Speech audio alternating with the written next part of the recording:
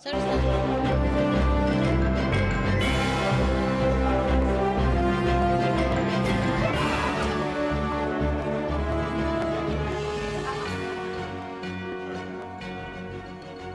Good morning, Malacañang Press Corps. Happy Monday. Let's now have Presidential Spokesperson Harry Roque. Magandang umaga, Pilipinas, and good morning to the ladies and gentlemen of the Malacañang Press Corps. First and foremost, contrary to what Joma Season said, the President is fine and well in Davao, participating in Kadayawan. He will have a public appearance tomorrow with the League of Cities in Cebu City. No? As usual, Joma Season does not know what he talks about. How would he know about the state of the president, state of health of the president when he is in faraway The Hague, Netherlands? No, not The Hague, but I think another city in the Netherlands. Likewise, we thank Secretary Lisa Massa for her invaluable services to the government for the past 2 years, even as we express a regret with her decision to leave government. No? The decision that she cited in her letter of resignation is the cancellation of peace talks. Again, we maintain the president will only have peace talks with the communists if it is in the Philippines, if they will stop collection of revolutionary taxes, if they will momentarily, while peace talks are ongoing, commit themselves to refrain from resuming the insurgency and will stay in a designated camp where President Duterte has promised that he will provide for their provisions during the pendency of the peace talks. In any case, contrary to what Lisa Massa said, peace talks will continue, but on a local level. Good news, of course, we have a bronze medal in the ongoing Asian Games, and this is for the Taekwondo Pumsai. How do you pronounce that? Pumsei, no? And we congratulate Dustin Jacob Melia, Jordan Domingos, and Rodolfo Reyes Jr.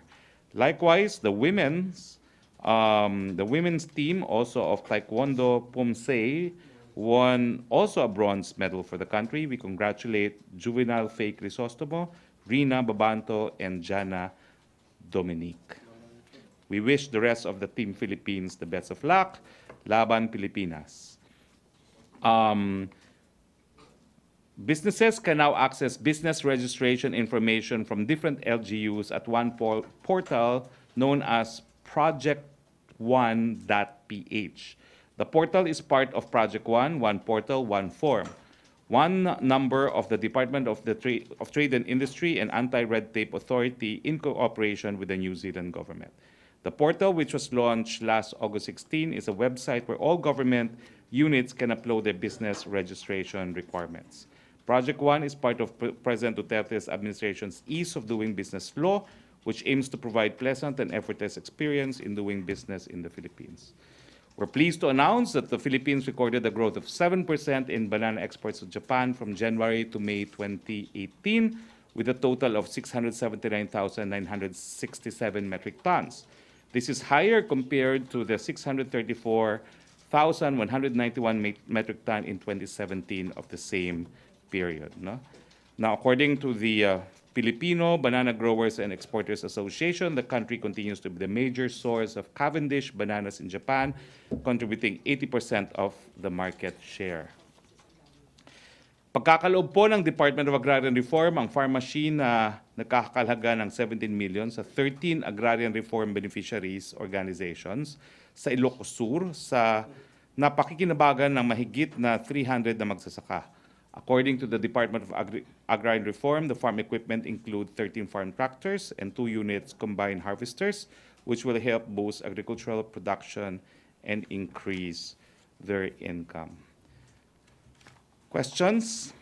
Sir, i-welcome muna natin yung kaibigan ni Spokes from Basilan. Welcome sa briefing room. Question muna about Joma or Lisa? Joma, Pia Gutierrez. Sir, to be clear, what is the state of the President's health? He's healthy. Earlier, I talked to Christine. There was a rumor that he fell ill during his Lex Talionis affair. I talked to former Secretary Vit Aguirre, who was in the affair. He was fine. He stayed till 12. He was in very high spirits. He enjoyed the company of his brothers in Lex Talionis. I saw him last Friday. He invited me to go out. I begged off because I thought I could come home early, only to find out that I would leave Davao at 3 in the morning because of the mayhem in NEA, and I was cooking myself thinking I should have gone out with the president instead. No? So he's fine, and you will see him again tomorrow in the League of Cities convention in Cebu City. Sir, the president recently underwent a routine medical checkup. Will the palace make the results public? I will ask, but the president already said that he was given a clean bill of health. No? So that's actually making public the results of his medical tests. And last na lang, sir, yung sa post po ni Attorney Joma Sison, he mentioned something about the darkness of the president's face daw. It's becoming more apparent, and some are saying baka daw it's a symptom of a disease. Well, Joma Sison is a spent revolutionary, not a doctor. Let's not listen to him as far as medical condition is concerned. Thank you, sir. May follow up? Other issue? Follow up? Christine. Naging lalaki na si Rose Novinario. Naging Raymond Tinaza na. Aka Rose Novidario. Okay. But Yes. You said, sir, the president, I mean, we talked earlier, he's in Davao in the next 2 weeks. Is that what you're saying? Well, he will be here briefly for the Araw ng Kagitingan. So he will be Kagitingan. araw ng wait. National Heroes Day. Oo. So he will be here in National Heroes Day, which is the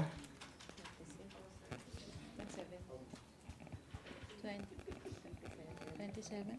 kailan yun? Yes, National Heroes Day on the 27th. And then he'll go back. Yes. And then he'll go back to Davao after that. Because you said he's gonna fly. Yes, and then his to- next public engagement will be on the 30th in Mandaue, Cebu. Again. So he'll be shuttling between Davao, Mandaue, Cebu, and Manila. Okay. May follow up? Ina. Sir, about yung sinasabing darkening ng face ni Pangulo, because before he's been open about the pain that he feels on one side of his face. It's supposedly, he said, because of yung relating dun sa spinal injury from a motorcycle accident, and then it causes him pain here. Could it be that the president's pain, yun yung lagi niyang pinipindot also? I don't know, maybe he Is was just not worsening? wearing powder. Normally the president wears powder. Maybe there was just a photo taken of him without powder, no? So I don't see anything extraordinarily different from the color of the president's face, no? Okay. Pero yung pain na sinasabi niya noon na nararamdaman niya on that part of his face, how would you know? I don't know if maybe he told you anything about it, if it's bumabalik or worsening Wala or naman what. po. It's migraine that he tells people about publicly, no? One time in a speech, he said, oops, may migraine ako, no? That's about it. May follow up? Joseph Moro. Sasabihin ko lang po dun sa mga kritiko ni Presidente, stop wishing him ill as far as his health is concerned. Kasi every time you wish him ill, lalong lumalakas. Kasi lakas naman ng kabayo yung Presidente, no? So please. So yung mechanism lang sa Constitution about disclosure about the President's health, no? Paano ba yun?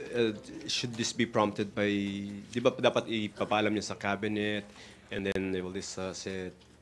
So right now you don't see a need to follow the constitutional... Because I am not aware that the President is sick.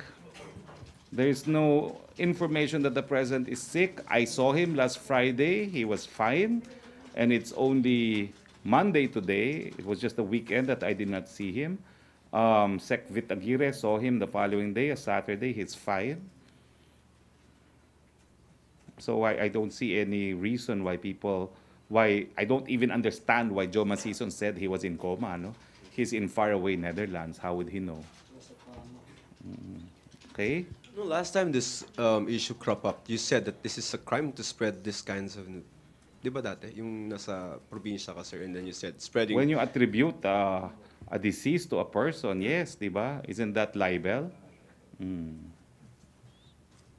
Okay, other issue, Maricel Halili. Hi, sir. Good morning. Sir, what was the initial reaction of the president when he learned about the resignation of Liza Maza? Is this something that he already expected? I do not know because, as I said, the last time I saw him was last Friday. I've not seen him, and I only saw the letter of Liza Masa this morning. I don't really know when this was received. This is dated 20 August, so it must have been today, no? So it must have been today only. I've not seen the president today. But how big a loss is Liza Maza in the government? Well, I would say that she had the trust and confidence of the president, and she resigned. We always regret when people who enjoy the trust and confidence of the president leave their post, but I'm sure there will be other applicants to the post. As I'm sure there's already a very long list of individuals wanting to apply for the post vacated by Liza Masa. Speaking of list of individuals, meron na po ba kayong inaay? Wala pa po siguro kasi kaka-resign pa lang today eh. Di ba? 20 August, no? Kaka-resign pa lang today. I don't even know. Although this is irrevocable, no? And does not need to be accepted by the president. No? May follow-up, Jinky? Sige, Joma. Okay lang. Hi, sir. Balik lang ako kay Joma, sir. With all these statements and brouhaha from Joma, ano po yung masasabi ng Malacañang directly to him on his critique on the president's health? Well, that's always wishful thinking on his part. But the president is here to stay. I don't know if he can say the same thing about himself and about his movement, the longest running insurgency in the world. No? Last, sir. Dahil dito, wala talaga silang balak or tayo sa part ng Malacañang wala na bang balak na makipag-areglo or somehow ibalik natin yung friendship with Joma? Hindi ko po sinasarang pinto, pero habang nagkakaroon ng mga guni-guning ganyan si Joe Maciso, napakahirap naman makipag-usap sa kanya. No? May follow-up or other issues? Celerina? Good morning, sir. Regarding Liza Masa, somehow relieved na ba ang Malacañang kasi wala nang quote-unquote left-leaning official sa administration? No, Ibasco is a known friend of the president. Wala naman pong ganon. As I said, we regret her departure. We wish her the best. Another issue, pwede? Wait lang. May Liza Masa. Deo de Guzman. Microphone, please. Morning, Secretary. Hindi niyo po ba nakikita na wasted opportunity ito para kay Liza Masa and the leftist group para patunayan sa public na merong magagawa ang left-leaning personalities when they are in position? The president gave them that opportunity and she decided to leave. No? Wala naman nagpapaalis sa kanya. No? And in her letter, she says that ito nga, no, the decision was prompted by the recent developments leading to the cancellation of the peace talks. No? So I don't know really why she had to connect the peace talks with her work in the National Anti-Poverty Commission. Tama ka, no? It would have been a perfect opportunity for the left to show that they can lead. No? And of course, National Anti-Poverty Commission is a very important office in government. Yes, sir. And most especially, sir, poverty yung kanyang nililid. And then, in her stint as the chairperson ng NAPSI, as far as the cabinet is concerned, meron po bang mga na-present na mga policies o changes ang NAPSI in her lead? Well, in fairness to her, lumabas naman yung mga surveys, no, that the Filipinos rated themselves to be less hungry, no? At lumabas din yung mga programa, although this one program was pursuant to a bill I filed in Congress, no, the feeding program, no, which definitely would have a positive impact on poverty. Sir, one last question. Meron po tayong aasahan pa na isang aalis na leftist group kasi meron pa isang natitira sa cabinet. Sino? Wala na siya. Matagal nang wala. Dole, Undersecretary Maglunsod. Well, sa amin po, wala po nagpapaalis sa kanila, but this is a voluntary act of Liza Masa. Thank you, sir. Maricel, may follow-up ka? No more? Okay, sige. Okay. Sir, sorry, balik lang kay Joma. Sir, what will convince Malacañang para to release the medical documents of the president to the public just so matuldukan na yung issue about his health condition? Ano pa bang issue dyan? Sinasabi nilang coma, tapos bukas pupunta doon sa League of Cities. Ano pa ba document ang gusto ninyo? Di ba last time, sabi nyo rin, pinapacheck ng mga desk ninyo, renash daw sa ospital, wala na raw, unconscious. Sabi ko, lalabas yan, may public occasion yan, dalawa. So every time he appears in public, we're debunking reports that he's in coma. So why do you need a document to show that he's in perfectly good health when people have said that he's in coma and yet he will be around? So tomorrow, he will be there. And that's proof that he's not in coma. Sir, last na lang, meron din kasing mga issues na nakikita daw si Presidente na medyo nanginginig yung kamay. Is there a truth to that, sir? Kung nagiginig siya, nagiginig sa galit, lalo na doon sa issue ng korupsyon. Galit na galit talaga yon. If I were to tell you that on the day that he wanted the information released on Viluna, it was a Friday, and he was calling me up. She called me up thrice, which was unusual. And he was really emphatic about releasing the statement, no, and having a really strong statement to announce the termination and the fact that there should be court-martial proceedings. No? So he has been very aggravated by the issue of corruption because it came one after the other. No? Naim Pilipino and Viluna. Thank you, sir. Okay, Severina. Sir, on another issue, regarding this arrest of 3 young lawyers, there was this statement over the weekend by the CHR that it's an utter disrespect daw not only in the law profession but also of the constitutionally enshrined rights, and it emboldens other law enforcement agencies and puts at risk ordinary Filipino citizens. Do you share the same view with the CHR? And if ever, will there be any investigation or sanctions against these policemen? Absolutely not.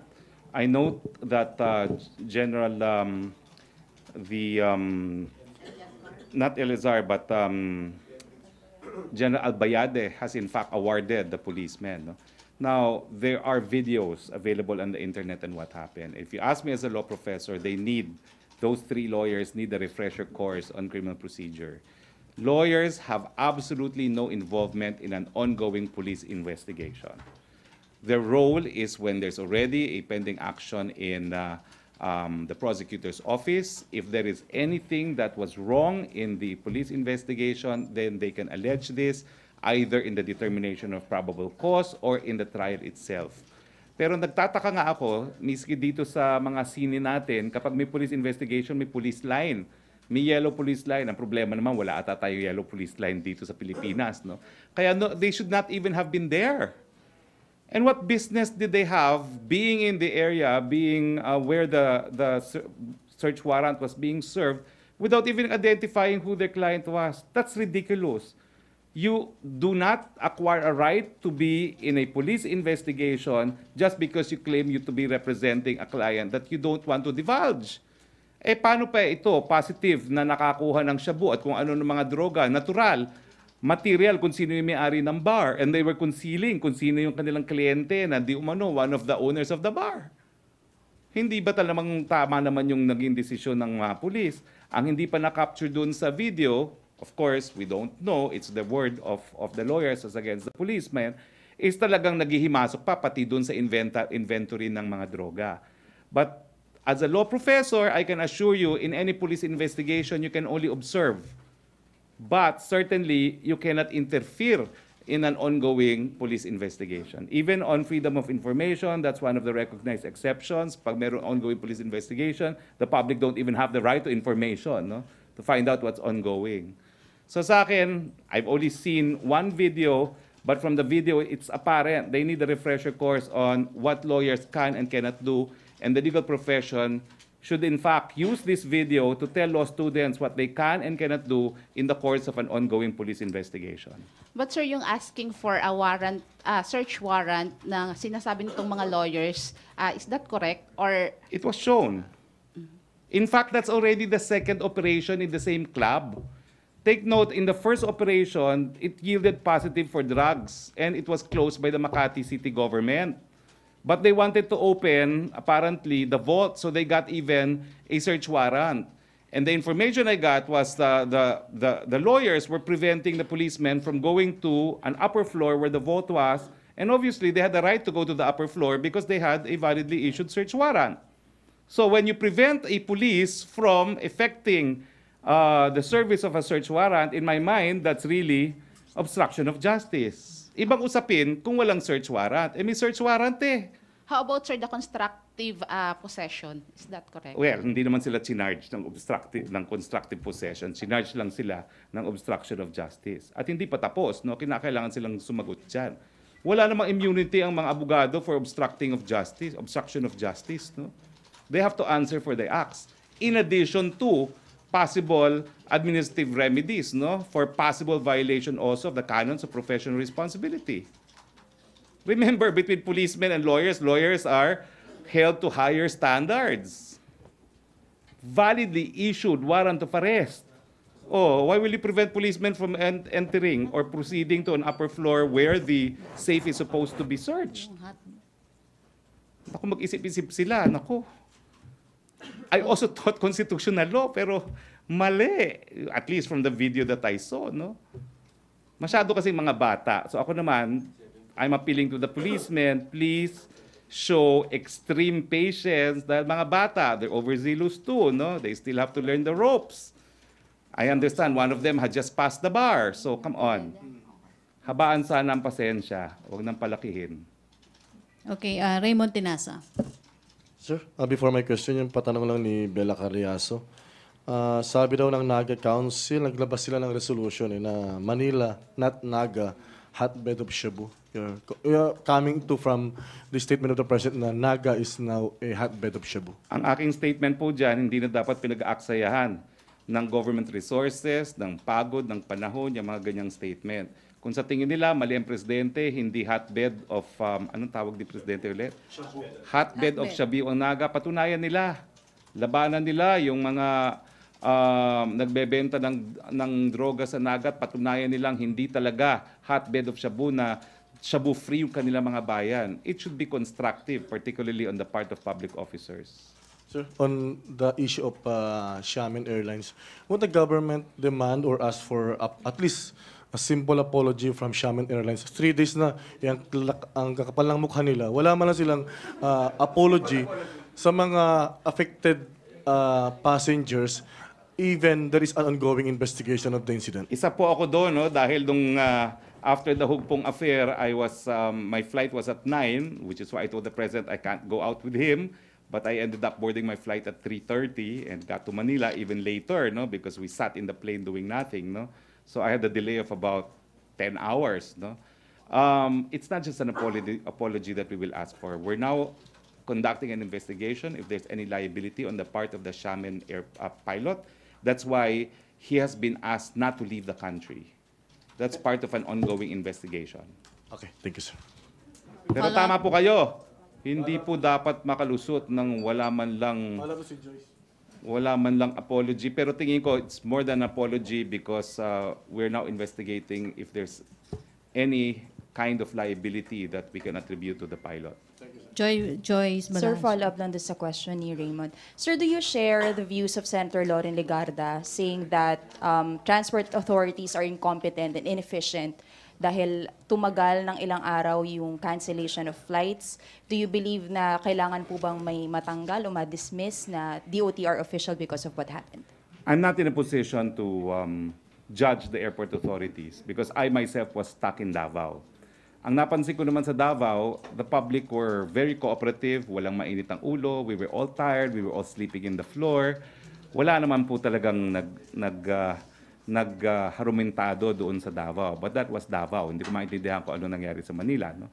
We were all inconvenienced, pero ako naman, iniisip ko, sino ba naman gusto na magkaroon ng ganyang aberya yung Xiamen Airline na yun? No? I'm sure no one wanted it. No? Pero perhaps we should look into contingencies kasi parang kaya naman nagkagulo, ang daming flights na dapat siguro kinancel na pero pinaantay pa rin yung mga pasahero, no? Like yung flight ko, siguro hindi na kami dapat nagantay ng 7 hours, no? Dapat yung kinancel na nila para nakabalik ako kay presidente, nakikain ako kung saan man si presidente, no? At nakapagsaya pa ako, no? Nagkaroon akong Happy Friday pero wala, I was just waiting kasi yung time na yon, they could not tell me what time actually kami lilipad. So I could not leave the airport then for fear na baka naman ako maiwan, no? So siguro next time, better contingencies. Kung talagang may mga delays, dapat siguro the airlines and the airport authorities should already decide to cancel flights nang hindi na mag-ipon-ipon yung tao sa airport.